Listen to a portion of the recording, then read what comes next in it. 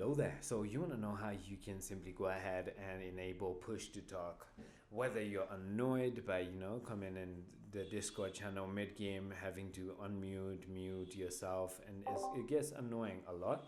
So in order to do that, all you need to do is, firstly, obviously you need to be in a voice channel, and then simply go ahead and click on user settings and then scroll all the way down until you find voice activity and push to talk. Click on push to talk, and as you can see, it says it's going to ask you for a shortcut. So simply go ahead and have a shortcut, whatever key you want. So for example, that is the key I want.